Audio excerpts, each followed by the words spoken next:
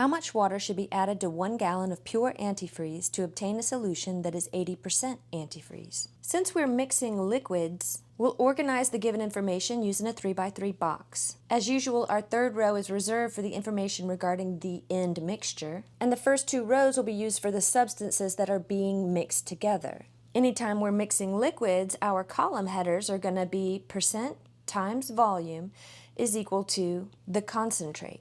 And in this case, our concentrate is pure antifreeze. Instead of using these generic row headers, let's be more specific about what our solutions are. We're mixing together pure water and pure antifreeze. Now let's start to populate some of these cells. We're being asked how much water is to be added. The volume of water is the unknown quantity, and we use X in the position of our unknown. We're told that we have 1 gallon of pure antifreeze. So we'll put a 1 in this cell representing the volume of antifreeze.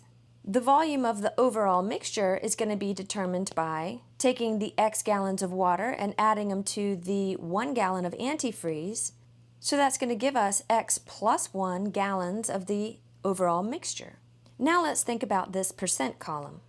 We're told that we want the end result to be 80% antifreeze, and what that means is that 80% of the end gallons are going to be pure antifreeze. So essentially we're looking for what percent of this solution is pure antifreeze. Well, with water, that's 0% pure antifreeze, and antifreeze is 100% pure antifreeze. Now, while this looks a little strange, we're trusting an algorithm that has been established in previous problems and hoping that it doesn't fail us. As before, when we have two columns populated, we're going to multiply these two columns together, and their product is going to be used in this third column.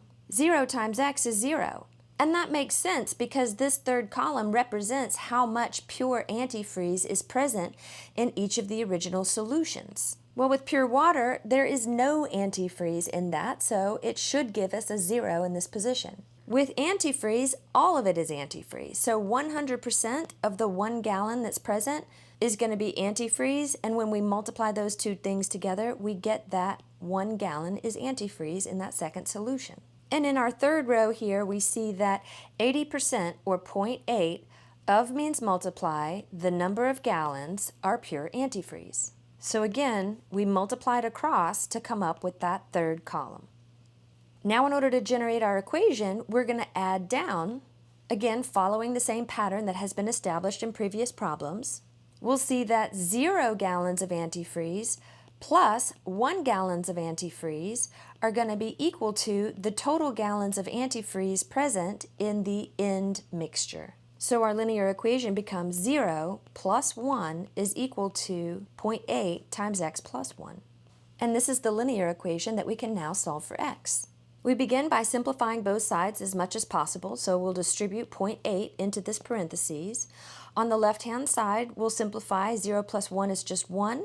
On the right-hand side, we have 0.8x plus 0.8 after distributing in 0.8. Then we'll keep our variable term on the right-hand side and subtract the constant term so that they come together on the left-hand side. 1 minus 0.8 is positive 0.2 is equal to 0.8x. And then when we divide both sides by 0.8, we completely isolate the x, and we get that x is equal to 0.2 divided by 0.8, which is 1/4. Remember that X represented how much water should be added, and the volume was measured in gallons, so this is going to be 1/4 of a gallon of water must be added to the pure antifreeze to create that desired 80% mixture.